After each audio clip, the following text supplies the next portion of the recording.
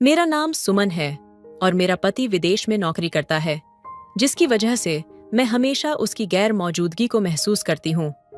मैं रात भर वह वाली वीडियो देखती रहती हूँ, जिनको देखने से मेरी ख्वाहिश में रोज इच्छा होता रहता है, लेकिन मुझे यह समझ नहीं आता कि उन्हें कैसे पूरा करूं।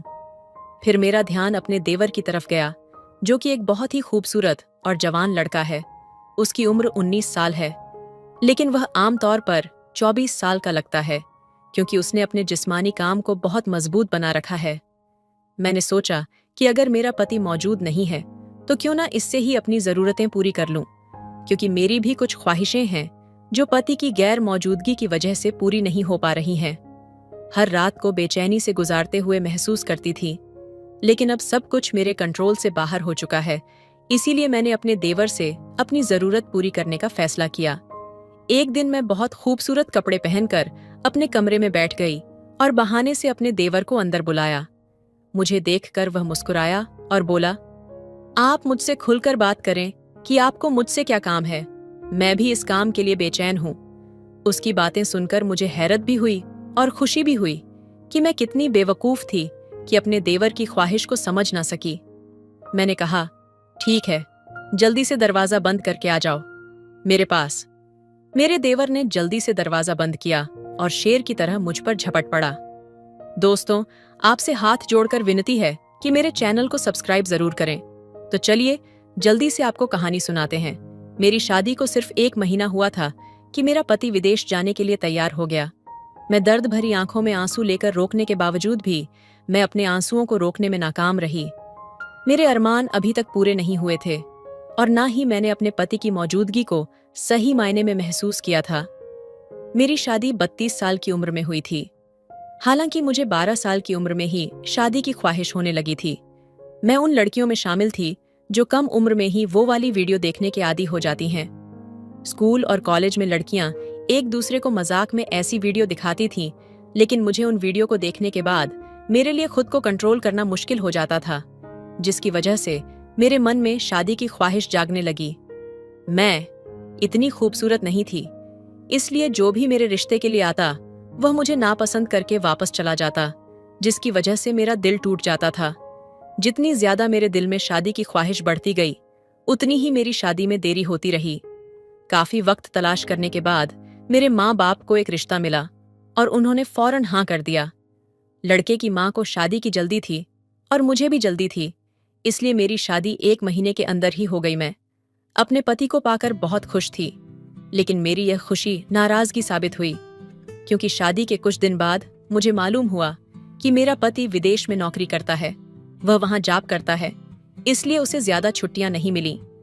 जब मुझे यह पता चला कि 1 महीने बाद वह दोबारा विदेश चला जाएगा, तो मैं बहुत ज्यादा परेशानी में हो गई और फौरन रोने लगी। मैंने कहा, यह क्या बात हुई? अगर आपको विदेश में ही रहना है तो शादी क्यों की? मेरे पति ने जवाब दिया कि मेरे भाई बहन अभी छोटे हैं। जब तक मेरा कोई भाई पढ़ लिख कर अपने खर्चे को नहीं उठा सकता है, तब तक घर में सभी का जिम्मेदारी मुझ पर है। मैं डोमी नगर में वहां पर सीमेंट बनाने का काम करता था, लेकिन मैं उतने पैसे नहीं कमा पाता था, इसलिए मैं सऊदी अरब चला गया। उसने कहा कि मैं सऊदी अरब में इतनी कमाई करता हूँ कि घर में कभी पैसों की तंगी महसूस नहीं होती। मैंने कहा कि आप मुझे भी अपने साथ ले जाएं। उसने जवाब दिया कि यह इतना आसान नहीं है, क्योंकि मेरा वहां कोई अपना घर नहीं है और किराया बहुत ज्यादा है। हम 10 और 15 लोग एक कमरे में रहते हैं, तब जाकर हमारा गुजारा होता है। फिर उसने कहा कि वह साल में 1 बार आता है और वह भी सिर्फ 1 महीने के लिए। यह सुनकर मुझे बहुत अफसोस हुआ। मुझे अपने पति पर बहुत गुस्सा आ रहा था। मेरी शादी खुशी से हुई थी और जिस तरह के ख्वाब मैंने देखे थे वैसा कुछ भी नहीं हुआ था, लेकिन मैंने सब्र कर लिया था। मेरे पति की बात से मैं दुखी थी। न तो उसने कभी मुझसे खुलकर बात की और ना ही अपनी मुश्किल का इजहार किया। मैंने इस पर भी सब्र का दामन थामे रखा। मेरे पति ने अपने घर वालों की मर्जी पर शादी की थी ताकि वह घर के काम करवा सके। मेरे रोने और नाराज होने के बावजूद भी उस पर कोई असर नहीं हुआ और वह सऊदी अरब चला गया। मैं फिर से अकेली रह गई। रात भर मुझे नींद नहीं आती थी और पति के साथ गुजारे हुए दिन याद आने लगे थे। 'सारा दिन गुजर जाता था, लेकिन पति से कोई बात नहीं होता था। रात को सिर्फ 10 मिनट के लिए ही वह वीडियो कॉल करता था और उसमें भी अपने घर वालों के बारे में पूछता। मैं उससे मोहब्बत भरी बातें करना चाहती थी, लेकिन उसके पास तो वक्त ही नहीं था। मेरी सास भी मुझसे सिर्फ थोड़ी बहुत बातचीत करती थी, वरना मैं सारा दिन घर के कामों में लगी रहती थी और मेरा छोटा देवर मुझसे बातचीत करता रहता था। अक्सर मेरी सास रात को जल्दी ही सो जाती थी, जिसके कारण मैं और मेरा देवर घर में अकेले होते थे। हम अक्सर रात का खाना भी एक साथ ही खाते थे। मेरा देवर एक हसीन लड़का था जो सारी रात मुझे अपनी यूनिवर्सिटी के किस्से सुनाता रहता था, लेकिन मुझे उसकी बातों में कोई दिलचस्पी नहीं थी। रात होते ही मैं अपने मोबाइल पर अंग्रेजी फिल्म देखने लगी। वह फिल्म काफी बोल्ड थी और देखते ही देखते मैं सो गई। सुबह जब मैं उठी तो मेरे मन में वह तमाम बातें चल रही थीं जो मैंने गुजरती रात में उस फिल्म में देखे थे। मैंने किचन में कुछ काम किया और दोपहर के लिए खाना तैयार कर लिया। काम के दौरान भी वही मंजर मेरे दिमाग में चल रहे थे। मैं किचन में बैठ गई और मेरा दिल किया कि वही मंजर मैं दोबारा से देखूं। मैं हर चीज से बेखबर होकर उसे देखने लगी। अचानक मुझे महसूस हुआ कि कोई मेरे पीछे खड़ा है। जब मैंने पलट कर देखा तो मेरा देवर वहां मौजूद था और वह भी उस वीडियो को देख चुका था। उसे देखते ही मैं कुछ घबरा गई, लेकिन वह सीधा हो गया और कहने लगा, क्यों भाभी, खाना तैयार हो गया होगा तो जल्दी से रोटी भी बना दो। मैंने जवाब दिया कि हाँ, बस मैं बनाने ही जा रही थी। मैंने फौरन मोबाइल बंद कर दिया और रोटियां बनाने लगी, लेकिन फिर मैंने महसूस किया कि मेरे देवर का रवैया मुझसे बदलने लगा था।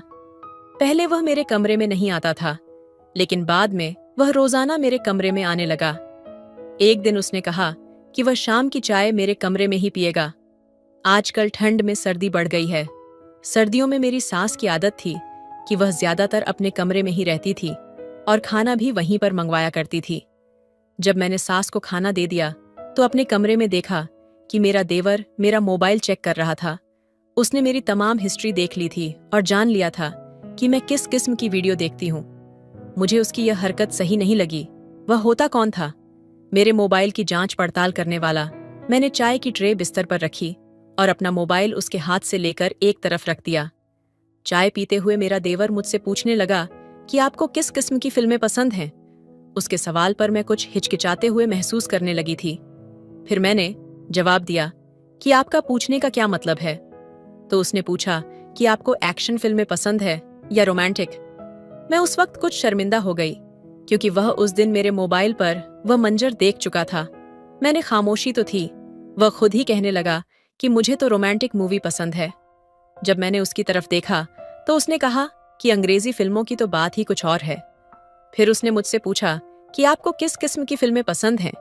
उसके इस सवाल पर मैंने गौर से देखा तो वह हंसने लगा और कहने लगा कि मुझे आप अपना दोस्त बना सकती हैं, क्योंकि देवर और भाभी के बीच दोस्ती तो चलती ही है, और वैसे भी आप मुझे बहुत पसंद हैं और आपके पति ने आपके साथ अच्छा व्यवहार नहीं किया, आपको अकेला छोड़कर सऊदी अरब चला गया। उसकी बातें सुनकर मेरा चेहरा शर्म से लाल हो गया। मैंने कहा कि मेरे सर में दर्द है, तुम अपनी चाय अपने कमरे में जाकर पियो। बेशक मैं एक बात शेयर करना चाहती थी। मेरा देवर इस किस्म की बातें करने वाला होता कौन था? मैंने उसको सख्त लहजे में अपने देवर को वहां से जाने को कहा तो उसने फौरन अपना कप उठाया और अपने कमरे में चला गया। मेरा देवर अक्सर अपने काम के दौरान बिना झिझक मुझसे बात किया करता था। अगले दिन जब मैं सुबह का नाश्ता बना रही थी तो मेरे देवर ने अपने कमरे से भाभी भाभी की आवाज लगाना शुरू की। उसकी आवाज सुनकर मैं उसके कमरे में चली गई। बगैर दस्तक दिए ही कमरे में दाखिल हुई तो देखा कि वह अपने शर्ट के बटन बंद कर रहा था।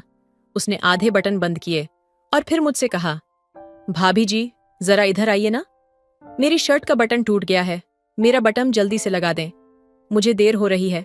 मैं झिझकते हुए अंदर गई और मेरे देवर ने मुझे सुई और धागा दिया। मैं उसके शर्ट के बटन लगाने लगी और अपने काम में मसरूफ हो गई, लेकिन वह मुझे बड़े गौर से देख रहा था, जिसकी वजह से मुझे बेचैनी महसूस होने लगी। मैं उस वक्त सांस लेना भूल गई जब उसने मेरे चेहरे के सामने आती हुई मेरी जुल्फों को अपने हाथ से पकड़कर मेरे कान के पीछे कर दिया था। मैं अचानक डर कर पीछे हटी तो उसने कहा, आप घबरा क्यों रही हैं? मैं तो आपकी आंख के सामने आ रही जुल्फों को हटा रहा था। मैंने सोचा कि मुझे पीछे हट जाना चाहिए। फिर मैंने जल्दी से बटन लगाया और अपने कमरे में आ गई। मुझे महसूस हुआ कि वह मेरी प्यार हासिल करने की कोशिश कर रहा था, जिसकी वजह से मैं अपने देवर से डरने लगी थी। एक रात जब मैं सो रही थी, मुझे ऐसा महसूस हुआ जैसे किसी की नजरें मेरे चेहरे पर पड़ रही हैं। गहरी नींद में भी मेरी आंख खुल गई। मेरे कमरे में सिर्फ नाइट बल्ब की रोशनी थी। मैंने अपने कमरे का लाइट जलाया और सोचा कि मुझे बेचैनी किस बात की हो रही है। फिर मेरी नजर कमरे की खिड़की पर पड़ी, जो हमेशा बंद रहती थी, लेकिन आज वह खुली हुई थी। यह देखकर मैं हैरान रह गई कि मैं तो इस खिड़की को खोलती भी नहीं हूं। फिर जब मैं खिड़की बंद करने के लिए उठी तो मुझे महसूस हुआ कि कोई मेरे देवर के कमरे में दाखिल हुआ है, जिससे मुझे एक हल्का सा खौफ महसूस हुआ। यकीनन वह मेरा देवर ही था, लेकिन मैंने उसे देखा नहीं। मैं अपने कमरे से बाहर निकलकर अपनी सास के कमरे में चली गई और उनके साथ लेट गई, मगर वह नींद में इतने खर्राटे ले रही थी कि मैं वहां सो न सकी। इसलिए मुझे मजबूरन अपने कमरे में वापस आना पड़ा। सुबह नाश्ते के दौरान मेरा देवर मुझे मुस्कुराकर देखे जा रहा था। फिर उसने कहा, भाभी, आपको भाई की बहुत याद आती होगी। मैंने जवाब दिया कि हाँ, मुझे उनकी बहुत याद आती है। इस पर वह बोला, फिर तो आप पूरी रात करवटें बदलती होंगी। भाई की याद में आपको कहाँ नींद आती होगी? उसके इस बेतुके सवाल से मुझे बहुत गुस्सा आने लगा था। मैंने कहा, तुम आजकल बहुत ज्यादा बोलने लगे हो। आइंदा मेरे साथ ऐसी बातें मत करना। वह मेरी बात सुनकर वहां से चला गया। अगले रोज आधी रात को मेरे कमरे की खिड़की फिर से खुली हुई थी, लेकिन बाहर मैंने देखा कि खिड़की पर मेरा देवर मौजूद था, जो मुझे सोते हुए देख रहा था। यह देखकर मुझे बहुत गुस्सा आया कि यह किस तरह की बेहूदगी है। मैंने अगले दिन उससे पूछ ही लिया कि वह मेरे कमरे की खिड़की में क्या देखने आता है। मेरे सवाल पर वह मुस्कुराते हुए बोला, मुझे आप सोती हुई बहुत अच्छी लगती हो। यह सुनकर मुझे उस पर और गुस्सा आने लगा और मैंने कहा, अगर तुमने दोबारा ऐसी हरकत की तो मैं तुम्हारी शिकायत तुम्हारी मां से कर दूंगी। मेरी बात सुनकर वह गुस्से में चला गया, लेकिन रात को जब मैं सो रही थी तो मुझे महसूस हुआ कि कोई मेरे साथ सो रहा है। जैसे ही मैंने आंख खोलकर देखा तो मैंने अपने देवर को बहुत करीब पाया, जिसकी वजह से मैं बहुत ज्यादा घबरा गई। मैंने पूछा, तुम मेरे कमरे में क्या कर रहे हो? तो उसने जवाब दिया कि जब आप कमरे का दरवाजा खोलकर सोएंगी तो ऐसा होना तो मुमकिन था, और वैसे भी तुम्हारा पति यहाँ मौजूद नहीं है, किसी को कुछ भी पता नहीं चलेगा। भाभी जान, उसकी वाहियात भरी बातों ने मुझे गुस्से में भर दिया था।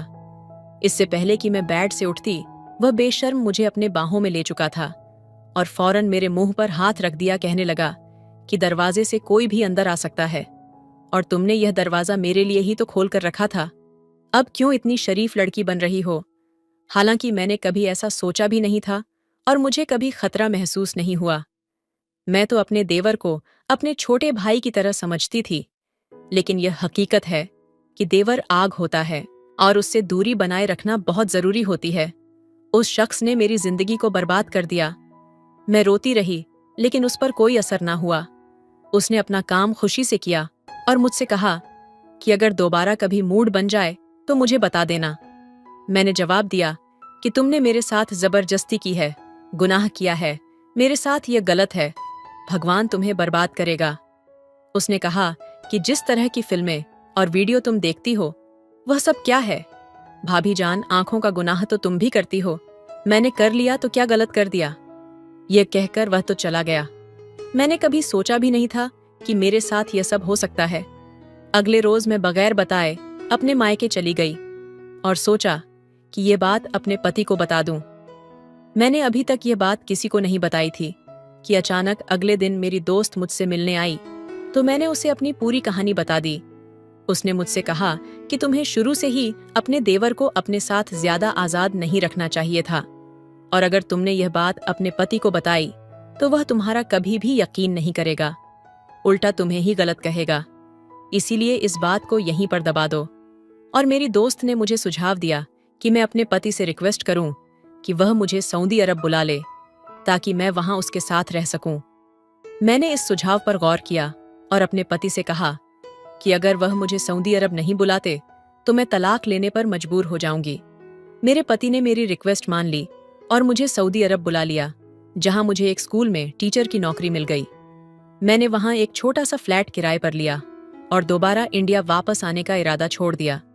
मेरी जिंदगी में यह खुशियां उस वक्त आईं जब मैंने अपने मन में खुशी महसूस किया कि मैं गुनाह की राह पर से हट गई, जिसकी वजह से मैंने मोबाइल से तमाम नापसंदीदा वीडियो और मूवीज को हटा दिया। धीरे धीरे वक्त गुजरा। मेरे देवर की शादी का भी वक्त आ गया। जब मेरे पति इंडिया जाने लगे तो मैंने उनसे कहा कि मैं उनके साथ नहीं जा सकती और मैं यहीं पर रहकर उनका इंतजार करूंगी। मेरे पति अकेले ही इंडिया गए, लेकिन वह वहां सिर्फ 1 हफ्ते ही रह पाए। वह जल्दी ही वापस आ गए। उन्होंने मुझे बताया कि उन्हें मेरी बहुत याद आई, जिसकी वजह से वह वापस आ गए। फिर 6 महीने बाद हमें खबर मिली कि मेरे देवर की बीवी किसी दूसरे शख्स के साथ रंगे हाथों पकड़ी गई है। यह सुनकर मेरे दिल को बहुत तसल्ली हुई, क्योंकि जिस इंसान ने मेरी जिंदगी को तबाह किया था, आज मेरे खुदा ने उसे सबक दे दिया है। मैंने सब्र का दामन कभी नहीं छोड़ा।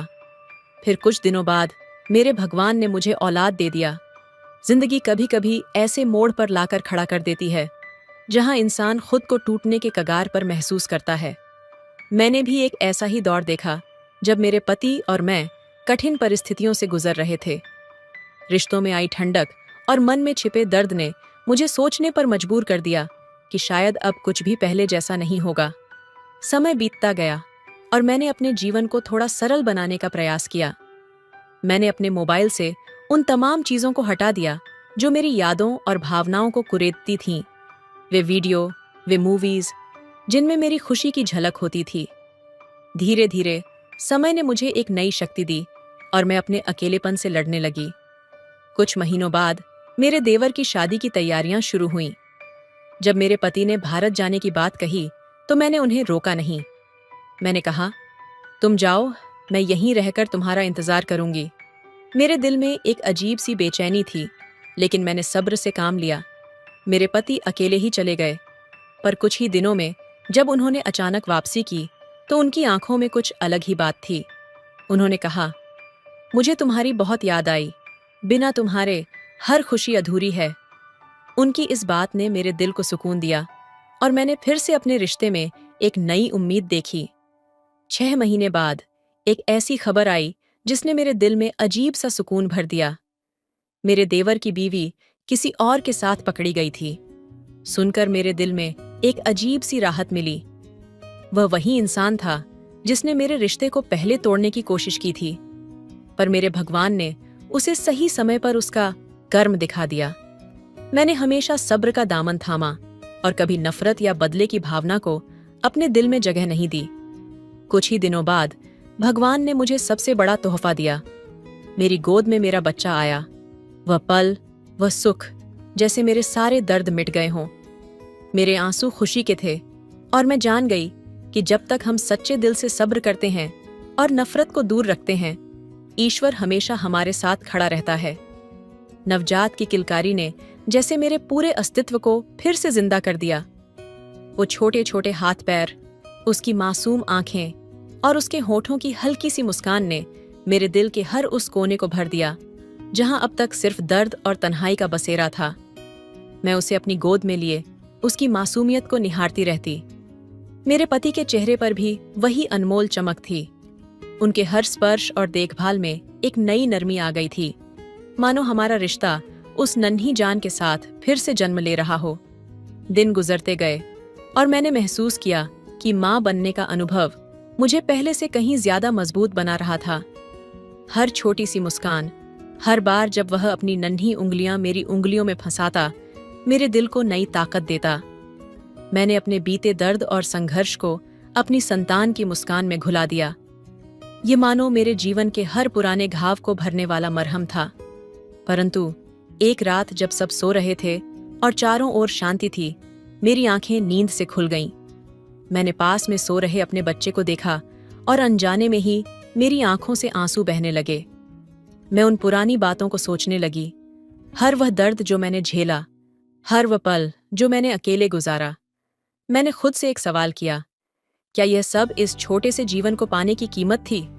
तभी मुझे मेरे अंदर की आवाज सुनाई दी, हाँ, यह सबक था। ये सब्र और प्रेम का वो इम्तिहान था जिसे ईश्वर ने मेरे लिए चुना। मैं उस रात पहली बार यह समझ पाई कि भगवान ने सिर्फ मेरी झोली में औलाद नहीं डाली थी, बल्कि मुझे एक नई शुरुआत दी थी। एक ऐसी शुरुआत जिसमें मेरी अपनी ताकत, मेरी अपनी पहचान और मेरे प्रेम की गहराई शामिल थी। अब मैं अपने बच्चे के साथ हर दिन को एक नई आशा और नए सपने के साथ जी रही थी। मैंने अपने पति के साथ उन बिखरे हुए रिश्तों को फिर से संजोया। हमारी बातचीत में अब कड़वाहट नहीं, बल्कि एक नई समझ थी। वे लम्हे जब हम साथ बैठकर अपने बच्चे की प्यारी हरकतों पर हंसते, उन पलों में हम दोनों अपनी पुरानी गलतफहमियों को भूल जाते। ये कहानी सिर्फ मेरे संघर्ष की नहीं थी, बल्कि उस जीत की थी जो हर उस इंसान को मिलती है जो सब्र का दामन थामे रहता है। मैंने उस रात अपने आंसुओं के साथ अपने पुराने घावों को बहा दिया, और अगली सुबह जब मैंने सूरज की पहली किरण को देखा तो वह रोशनी मेरी नई जिंदगी की उम्मीद की तरह थी। यह सफर मुझे यह सिखा गया कि दुख और तकलीफें चाहे जितनी भी गहरी हों, यदि दिल में सब्र और प्रेम है तो ईश्वर हमें कभी अकेला नहीं छोड़ता। उन्होंने मुझे मेरे जीवन की सबसे खूबसूरत खुशी दी, जो हर दर्द और हर आंसू का सही मोल था। तो दोस्तों, आपको यह कहानी कैसी लगी कमेंट करके जरूर बताइए, और वीडियो अच्छी लगी तो चैनल को सब्सक्राइब करें, लाइक करें, शेयर करें। मिलते हैं किसी नए कहानी में, तब तक अपना ख्याल रखिए। धन्यवाद। मेरा नौकर जोर लगा लगाकर मेरी मसाज किया करता था। मैं उसे पैसे पकड़ाती तो कहता, रहने दो मालकिन, वसूली रात को करूंगा। मैं कुछ समझ नहीं पाती थी। जैसे जैसे वह मसाज करता, वैसे वैसे मुझ पर खुमारी बढ़ती ही जाती थी। एक दिन मौका पाकर नौकर ने अपने तेल से सना हुआ हाथ मेरी उस जगह पर रखा, और मेरी उसकी हालत। दोस्तों, आपसे हाथ जोड़कर विनती है कि मेरे चैनल को जरूर सब्सक्राइब करें। तो चलिए जल्दी से कहानी शुरू करते हैं। मेरा नाम दिव्या है। मैं बहुत खूबसूरत थी, इसलिए शादी से पहले हर दिन मेरे लिए रिश्ते आते रहते थे।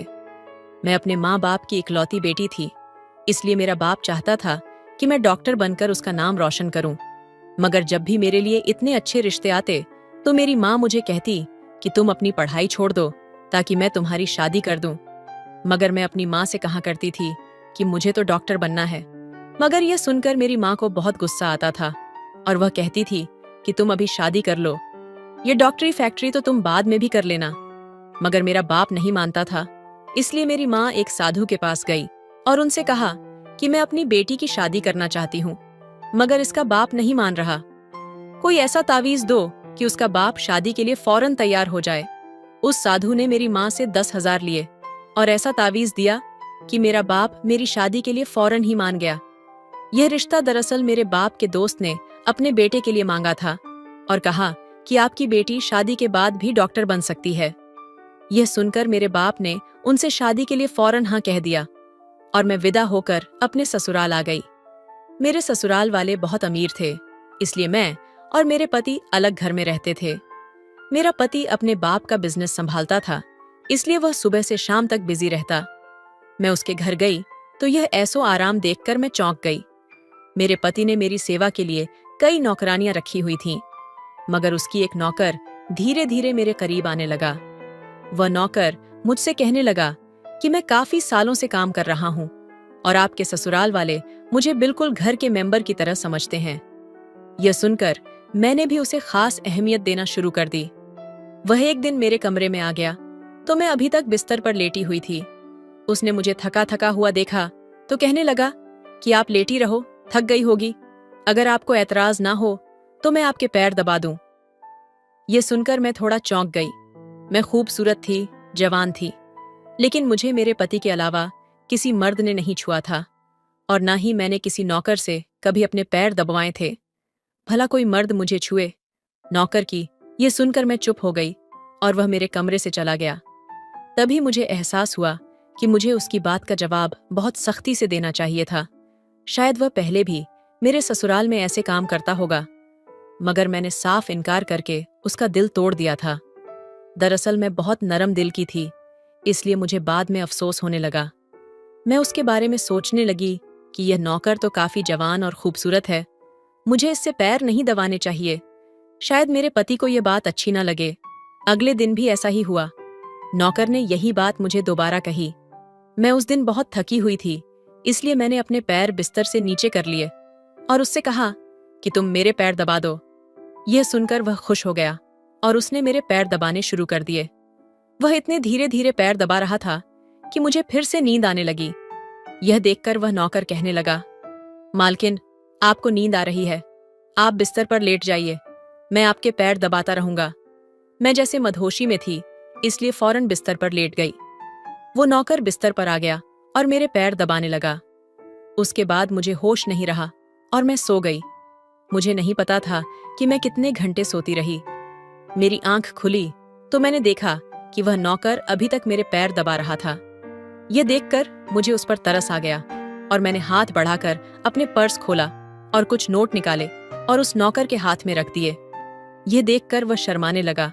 मालकिन, आप मुझे पैसे देकर शर्मिंदा कर रही हैं। मेरी सैलरी अच्छी खासी है, मुझे इन पैसों की जरूरत नहीं है। ये सुनकर मैंने उससे कहा कि यह पैसे तुम्हारी मेहनत के हैं।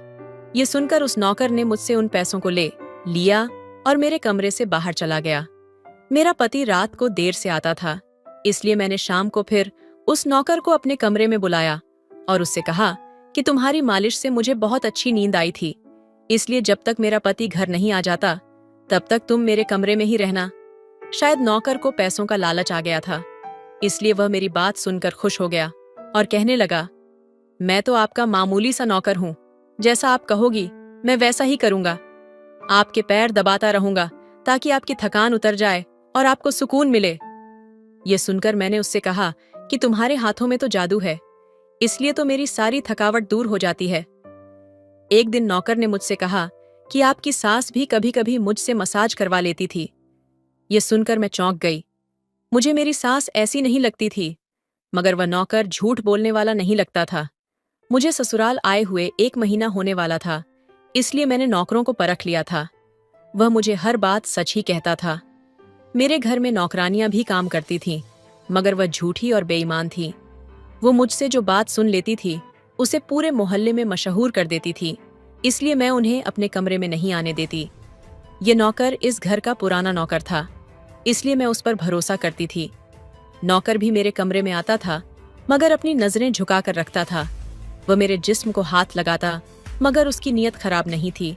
ऐसा हर रात होता था। एक दिन मैंने अपने पति से कहा कि जब से हमारी शादी हुई है हम कहीं घूमने फिरने नहीं गए। ये सुनकर मेरे पति ने कहा कि जब से हमारी शादी हुई है तुम भी तो हर वक्त नींद में रहती हो। मैं रात को जब भी घर आता हूँ तो तुम गहरी नींद में होती हो। दिन को मेरे पास वक्त नहीं होता और रात को मेरे घर आने से पहले तुम सो जाती हो। ये सुनकर मैं अपने दिल में सोचने लगी कि यह सब नौकर की मालिश की वजह से हो रहा था। मेरे पति की शिकायत यही थी। मुझे रोज रात को अपने पति के लिए जागना चाहिए था। उस दिन मैंने फैसला किया कि आज रात जब नौकर मुझे मालिश के लिए कहेगा तो मैं उससे इनकार कर दूंगी, ताकि मुझे नींद ना आए और मैं अपने पति के आने तक जागती रहूं। शाम हुई तो मैं नहा धोकर खूब तैयार हुई और सज धज कर बिस्तर पर बैठ गई। नौकर मेरे कमरे में आया तो मुझसे कहने लगा, मालकिन, मैं मालिश कर दूं क्या? मगर मैंने साफ इनकार कर दिया। मेरी बात सुनकर वह कुछ उदास हो गया और वापस चला गया। कुछ देर बाद नौकर मेरे कमरे में आया तो उसके हाथ में दूध का गिलास था। मैंने खाना नहीं खाया था, इसलिए फौरन दूध पी लिया और अपने पति का इंतजार करने लगी। मगर मुझे नींद आ गई और मैं सो गई। सुबह मैं जागी तो नौकर फौरन मेरे कमरे में आया और कहने लगा, मालकिन, आपके लिए नाश्ता लेकर आऊं क्या? ये सुनकर मैंने अपने पति के बिस्तर की तरफ देखा। वह खाली था। यह देखकर नौकर कहने लगा, मालिक को जरूरी काम था, वह नाश्ता करके चले गए। ये सुनकर मेरा मुंड खराब हो गया। मैं रात भर उसका इंतजार करती रही, मगर वह सुबह होते ही ऑफिस चला गया। मैंने नौकर से कहा कि मेरे लिए चाय ले आओ। नौकर कमरे से बाहर निकल गया। तभी मैंने अपने जिस्म की तरफ देखा तो चौंक गई। रात को मैंने दुल्हन का कपड़े पहने हुए थे, मगर अब मेरे जिस्म पर कोई और कपड़े थे। मगर मैंने जो कपड़े रात को पहने हुए थे, मेरा सर भारी होने लगा। मुझे यह सोचकर चक्कर आने लगे कि रात को मेरे साथ क्या हुआ था और मेरे कमरे में कौन था और उसने मेरे साथ क्या किया था। मगर मुझे कुछ याद नहीं आया। मेरा दिल घबराने लगा था और मैंने अपना सर पकड़ लिया। मेरा पूरा जिस्म दर्द कर रहा था, इसलिए नौकर चाय लेकर आया तो मैंने उससे कहा कि मुझे मालिश कर दो। यह सुनकर वह बिस्तर पर आ गया और मुझे मालिश देने लगा। उस दिन मैं देर तक बिस्तर पर पड़ी रही। उस दिन मेरे पति अचानक से घर आ गए। मैंने उसे देखा तो उस पर मैं बरस पड़ी। मैंने अपने पति से कहा, मैं रात को तुम्हारे लिए दुल्हन बनकर जागती रही, मगर तुम नहीं आए। यह सुनकर मेरे पति कहने लगे, लेकिन मैं रात को कमरे में आया तो तुम गहरी नींद में थी, इसलिए मैंने तुम्हें नहीं जगाया। यह सुनकर मैं चौंक गई। मगर मेरे कपड़े किसने बदले थे और नींद पूरी होने के बावजूद भी मेरा जिस्म क्यों दर्द कर रहा था? मैं उलझन की शिकार हो गई। मेरे पति कहने लगे, अच्छा ठीक है, मूड खराब करने की जरूरत नहीं है। मुझे आज रात एक काम के सिलसिले में बाहर जाना है, इसलिए देर हो जाएगी, मगर अभी मेरे पास 3-4 घंटे फ्री हैं। अगर तुम कहो तो हम कहीं बाहर चल सकते हैं। ये सुनकर मेरा मन खुद ब खुदा शादी के बाद का ये पहला मौका था कि मैं अपने पति के साथ कहीं बाहर जा रही थी। मैं जल्दी जल्दी तैयार होने लगी, जबकि मेरा पति गाड़ी में बैठकर मेरा इंतजार करने लगा। उस वक्त नौकर मेरे कमरे में आ गया और मुझसे पूछा, मालकिन, आप कहीं जा रही हो क्या? यह सुनकर मैंने उससे कहा कि हाँ, मगर तुम क्यों पूछ रहे हो? यह सुनकर नौकर कहने लगा, मैं आपका नौकर हूं, मगर आपको यही सलाह दूंगा कि आप बाहर ना जाओ, क्योंकि आपका जिस्म थक जाएगा। यह सुनकर मुझे बहुत गुस्सा आ गया और मैंने उससे कहा कि तुम मेरे नौकर हो, मेरे पति बनने की कोशिश मत करो। यह कहकर मैं बाहर चली गई। न जाने मुझे किस बात पर गुस्सा आ गया था। मैंने उस नौकर को खूब खरी खोटी सुनाई थी। वह भी अपनी औकात जान गया था। तभी तो मैं जब घर आई थी तो वह मेरे सामने नहीं आया। मेरे पति मुझे गेट पर उतारकर वापस बाहर जा चुके थे। जबकि मैं अंदर आई तो मेरा सारा जिस्म बुरी तरह दुख रहा था। शायद मेरे जिस्म को मालिश की आदत हो गई थी।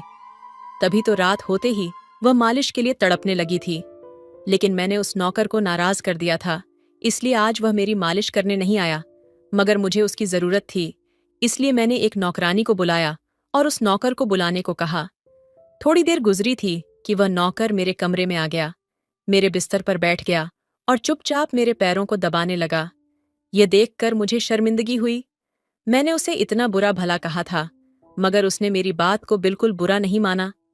मैंने उसे चुपचाप देखा तो मैं उसे कहने लगी, मुझे उस वक्त पता नहीं क्या हो गया था, इसलिए मैंने तुम्हें खरी खोटी सुनाई थी।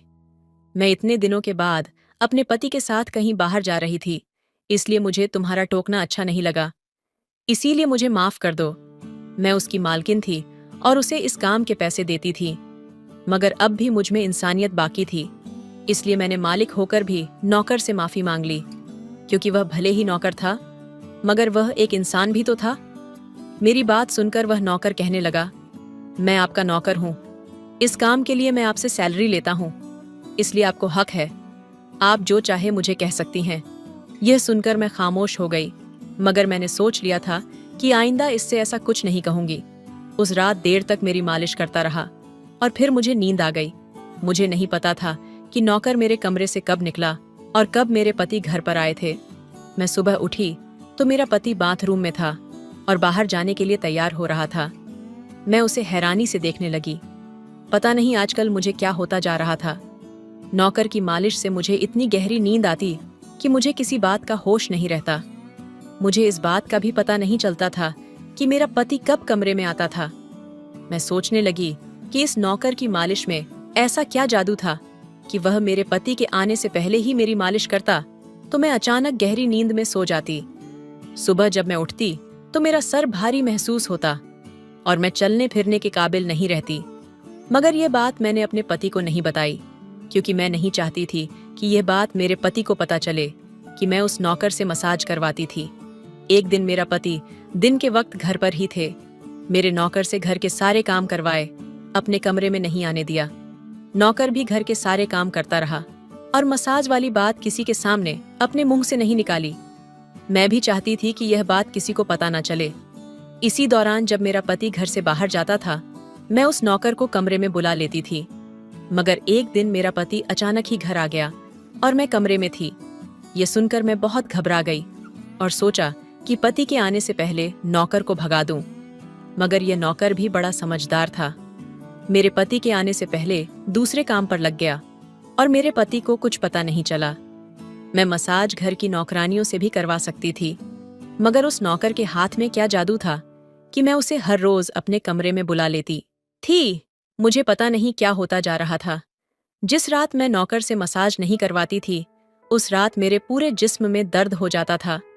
सुबह मैं जागती तो मेरा सर भारी हो जाता और मुझे थकान भी हो जाती। एक रात मैंने रकड़ से मालिश करवाई और गहरी नींद में सो गई। सुबह मेरी आंख खुली तो फिर से मेरे कपड़े चेंज हो चुके थे। ये क्या माजरा था? ऐसा कौन करता था कि मेरे पति मेरे साथ ऐसा कर रहा था? मैं सोच में पड़ गई। मैंने शीशे के सामने जाकर देखा तो मैं चौंक गई। मेरे पूरे जिस्म पर लाल निशान पड़ गए थे। ये कैसे निशान थे? मैं अपने जिस्म पर हाथ फेरने लगी। मैं जैसे उस निशान को मिटाना चाहती थी, मगर ऐसा ना हुआ। अगले दिन फिर मैंने अपने जिस्म को देखा कि ऐसे निशान खत्म होने के बजाय फैलने लगे थे। मैं पूरी तरह से घबरा गई। तभी मेरे कमरे में नौकर आ गया और उसने मुझे मालिश को कहा। मैं उस निशान को छुपाना चाहती थी, इसलिए उससे कहा कि आज तुम सिर्फ मेरे पैर दबा दो। उसने मुझसे कुछ नहीं पूछा, मगर मैं अंदर ही अंदर डर रही थी। किसी दिन मेरे पति ने यह निशान देख लिए तो मैं उसे क्या जवाब दूंगी। मैं यह सोच सोच कर थक चुकी थी, इसलिए मैंने तकिए पर पैर रख दिया। नौकर मुझे मसाज करने लगा। मेरी आंखें नींद से बंद होने लगी थीं। तभी मुझे नौकर ने ऐसी बात कह दी जिसे सुनकर मेरे होश उड़ गए। उसने मुझसे कहा, मालकिन, आप मुझे बहुत अच्छी लगती हो। मेरी आंखें नींद से बोझल होने लगी थीं। मुझे उसकी बात समझ नहीं आई और फिर मैं गहरी नींद में सो गई। सुबह मेरी आंख खुली तो मेरा पति भी बिस्तर में लेटा हुआ था। मेरा सर भारी हो रहा था और जिस्म दर्द से टूट रहा था, मगर उसके बावजूद मैं अपने पति के करीब गई और उसे धीरे से उस निशान के बारे में बता दिया। मैंने सोचा कि यह निशान बढ़ रहे थे, इसलिए मुझे यह बात अपने पति को बता देनी चाहिए। यह सुनकर मेरे पति ने मेरे जिस्म से कपड़ा हटाया तो वह उछल पड़ा। वो मुझसे दूर हो गया और कहने लगा, तुमने मुझे धोखा दिया है, बेवफाई की है मेरे साथ, और तुम्हें उसी की सजा मिली है। ये कोई बीमारी नहीं है, बल्कि तुम्हारा गुनाह है। मुझ में क्या कमी थी जो तुमने दूसरा मर्द तलाश कर लिया? मैं काम में बिजी रहता था, मर तो नहीं गया था कि तुमने एक और चक्कर चला लिया। ये सुनकर तो मैं हक्का बक्का रह गई। मैंने उससे कहा कि यह आप कैसी बातें कर रहे हैं, मैं बेकसूर हूं। मगर मेरा पति हंसने लगा और कहने लगा कि यह निशान बता रहे हैं कि तुम गुनहगार हो, इसलिए मेरे घर से निकल जाओ, मैं तुम्हें तलाक के पेपर भेज दूंगा। उसने मुझे धक्के मार मार कर निकाल दिया। मैं रोते हुए अपने माँ बाप के घर आ गई और उन्हें अपनी बेगुनाह का यकीन दिलाने लगी। वह मेरे अपने थे, इसलिए उन्होंने यकीन कर लिया। उन्होंने कहा कि वह मेरे पति से बात करने जाएंगे, मगर उनके जाने से पहले ही तलाक के कागज आ गए और मेरी हंसती मुस्कुराती दुनिया उजड़ गई। मैं उसका जिम्मेदार किसको ठहराती? कोई भी तो नहीं था। मैं कई दिनों तक रोती रही और मैंने बिस्तर पकड़ लिया। मुझे ऐसा लगने लगा था जैसे मैं मरने वाली थी। एक दिन मेरी माँ मेरे कमरे में आई और कहने लगी कि तुमसे कोई मिलने आया है। मैं भाग कर गई कि शायद मेरे पति आए होंगे, उसे मेरी बेगुनाही का एहसास हो गया हो। मगर वहां मेरा पति नहीं था, बल्कि वही नौकर था जो उसके घर पर काम करता था। मैंने उसे आने का कारण पूछा तो वह कहने लगा, मैं आपके उन निशानों के बारे में जानता हूं। ये सुनकर मैं चौंक गई। और ये निशान क्यों थे? ये सुनकर मैं खड़ी हो गई और उसके शर्ट का बटन एक झटके से खोल दिया। मुझे अब समझ आ गया कि मेरे पति ने मुझ पर इतने गंदे इल्जाम क्यों लगाए थे। ये देखकर मैं नौकर के सीने पर मुक्के मारने लग गई। ये मेरे जिस्म पर निशान कैसे आए? तुमने मसाज के बहाने मेरे साथ क्या क्या किया था? मुझे सच सच बताओ।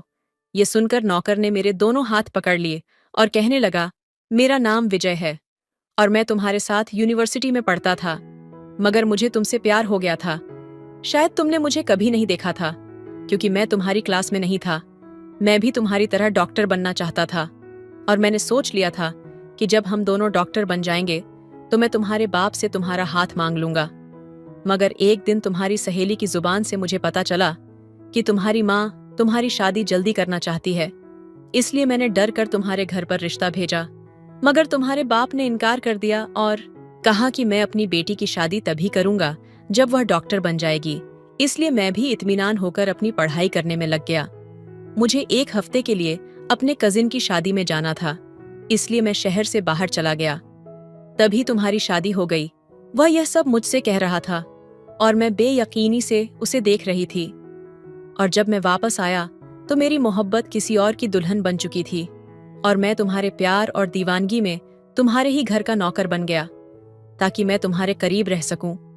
मैं तुम्हारे करीब आना चाहता था, इसलिए मसाज के बहाने तुम्हारे कमरे में आ जाता था और रात को तुम्हारे दूध में बेहोशी की दवा मिला देता था ताकि तुम सोती रहो और तुम्हारा पति तुम्हारे करीब ना आ सके, क्योंकि तुम मेरी थी।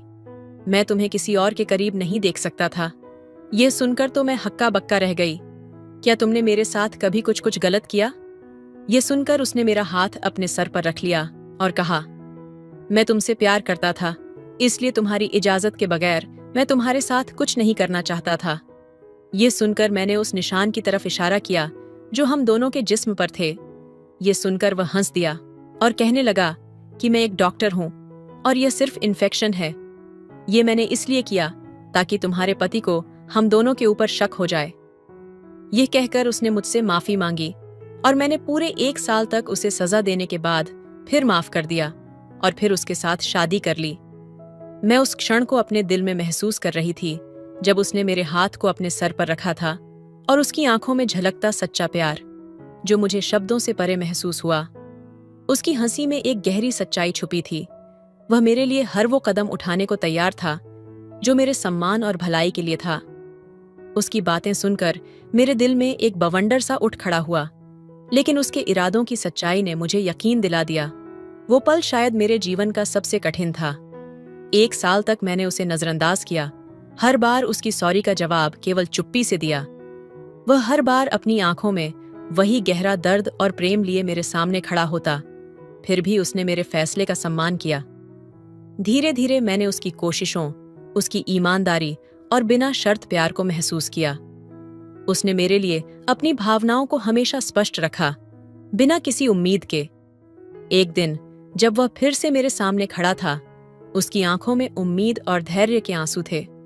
मैं खुद को रोक नहीं सकी और उस पल में मैंने महसूस किया कि उसे सजा देना मुझे भी उतना ही तकलीफ दे रहा था।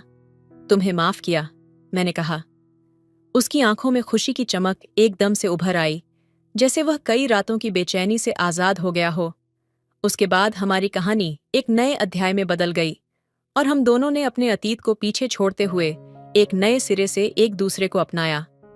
शादी के दिन जब उसने मेरा हाथ थामा, उसकी आंखों में एक वादा था, हमेशा मुझे प्यार करने और मेरे सम्मान की रक्षा करने का, और मेरी आंखों में उसके लिए असीमित विश्वास और प्यार। शादी के बाद की वह पहली सुबह थी। सूरज की सुनहरी किरणें खिड़की से छनकर कमरे में आ रही थीं और हल्की ठंडी हवा मेरे चेहरे को सहला रही थी। मैं जब तक अपनी आंखें खोलती, वह पहले से ही जाग चुका था। मेरे पास बैठा हुआ मेरे बालों को बड़े ही नजाकत से सहला रहा था। उसकी आंखों में गहरा प्यार और संतोष था, जैसे वह इस पल को हमेशा के लिए कैद कर लेना चाहता हो। तुम्हें देखते हुए लगता है कि मैंने अपनी पूरी दुनिया पाली है, उसने धीमे स्वर में कहा। उसकी आवाज में वो गर्माहट थी जो मेरे दिल को गहराई तक छू गई। मैं कुछ कह नहीं पाई, बस उसकी ओर देखती रही। उसकी आंखों में वह भरोसा और मोहब्बत देखना मुझे एक अलग ही दुनिया में ले जाता था। वह आगे झुका और मेरे माथे को चूमा। उस चुंबन में केवल स्पर्श नहीं था, उसमें वादे थे, उन सभी खुशियों के जिनकी हमने कभी कल्पना की थी। उसकी हथेली मेरे चेहरे पर थी। उसके स्पर्श से मुझे सुरक्षा का एहसास होता था, जैसे मैं दुनिया की किसी भी मुसीबत से बची रहूंगी जब तक वह मेरे साथ है। क्या तुम्हें याद है जब मैंने पहली बार तुम्हें देखा था? उसने मुस्कुराते हुए कहा। मैं हंस पड़ी। हाँ, जब तुमने मेरे गिरे हुए किताबों के ढेर को संभालते हुए कहा था कि प्यार भी कभी कभी किताबों की तरह बिखर जाता है, उसे समेटने वाला कोई खास होना चाहिए। तब मुझे लगा था कि तुम पागल हो। शायद मैं तब से पागल हूं तुम्हारे प्यार में, उसने मेरी आंखों में देखते हुए कहा। मेरी आंखों में नमी थी, लेकिन वह नमी खुशी की थी। हमारे बीच कोई शब्द कहने की जरूरत नहीं थी। हमारी धड़कनों की रफ्तार और हमारी सांसों की गर्माहट ने सब कुछ कह दिया था। उसने मेरे हाथ को अपने हाथों में कसकर थाम लिया और कहा, अब जब भी कोई मुश्किल आएगी, हम मिलकर सामना करेंगे। तुम मेरा प्यार हो, मेरी ताकत हो, और मैं तुम्हें हर कदम पर साथ दूंगा। उस पल में मुझे महसूस हुआ कि प्यार सिर्फ शब्दों से नहीं होता, वह उन अनकहे एहसासों में भी होता है जो हम दोनों के बीच बहते हैं। यह हमारा नया सफर था, एक ऐसा सफर जो प्यार, विश्वास और वादों से भरा था। हमने एक दूसरे के साथ होने का, हर पल को संजोने का वादा किया। उस दिन के बाद से हमारे बीच एक नया रिश्ता पनपने लगा था। वह सिर्फ मेरा पति नहीं था, वह मेरा सबसे अच्छा दोस्त, मेरा साथी और मेरा हमसफर बन गया था। हमारी हर सुबह प्यार के नए अर्थ देती और हर रात हमारी आत्माओं को और करीब ले आती। एक रात जब आसमान में चांद अपनी पूरी रोशनी में चमक रहा था, हम दोनों छत पर बैठे थे। हवा में हल्की ठंडक थी और उसके साथ मेरे कंधों पर अपनी शॉल डालते हुए उसने कहा, तुम्हें ठंड नहीं लगने दूंगा। उसकी ये छोटी छोटी परवाहें मेरे दिल को गहराई से छू जाती थीं। मैंने उसकी ओर देखा, उसकी आंखों में कुछ था, एक चमक जो हमारे प्यार की गहराई को दर्शाती थी। मैंने धीरे से कहा, तुम्हारे बिना मैं अधूरी हूं, तुम्हारे साथ ही मैं अपनी पूरी दुनिया देखती हूं। उसने मेरे हाथ को अपने हाथ में लिया और एक पल के लिए उसकी उंगलियां मेरी उंगलियों में उलझ गईं। वह पल जैसे थम सा गया था। उस ठंडी हवा में भी उसके स्पर्श से गर्मी का एहसास हो रहा था। तुम जानती हो, उसने धीरे से कहा, जब मैं तुम्हें देखता हूं तो मुझे लगता है जैसे मेरी सारी परेशानियां खत्म हो गई हैं, जैसे तुम मेरे हर सवाल का जवाब हो। मैं तुम्हारे बिना नहीं जी सकता और अगर जिंदगी में कभी ऐसा दिन आया जब हमें अलग होना पड़े तो मैं तुम्हें हर सांस में महसूस करूंगा। उसकी बातों में वह दर्द और गहराई थी जो किसी भी इंसान की आत्मा को छू जाए। मैंने उसकी आंखों में देखा और वहां एक सच्चाई थी, वह सच्चाई जो किसी भी शक से परे थी। मैंने उसके सीने पर सिर रख दिया, उसकी धड़कनों की आवाज सुनकर जैसे मुझे भी उसके दिल की हर धड़कन का मतलब समझ आने लगा। हम दोनों चुप थे, लेकिन वह चुप्पी भी एक कहानी कह रही थी। वह एक ऐसी कहानी थी जिसमें केवल प्रेम था, वह प्रेम जो किसी भी शब्द से परे था। वह रात उस वादे के साथ बीती कि हम हर पल एक दूसरे का सहारा बने रहेंगे, चाहे कैसी भी परिस्थितियां हों। उस पल से हमारा रिश्ता केवल एक बंधन नहीं रहा, वह हमारे अस्तित्व का हिस्सा बन गया। अब हमारा प्यार समय के साथ गहराई में डूब रहा था, एक ऐसी गहराई जहां सिर्फ हम दोनों थे, हमारी धड़कनों के संग, हमारी सांसों के बीच और हमारी आत्माओं के बीच एक अटूट बंधन हो गया। तो दोस्तों, यही थी आज की कहानी। आपकी क्या राय है इस कहानी पर हमें कमेंट में जरूर बताएं। वीडियो अच्छी लगे तो लाइक करें, शेयर करें, सब्सक्राइब करें। धन्यवाद।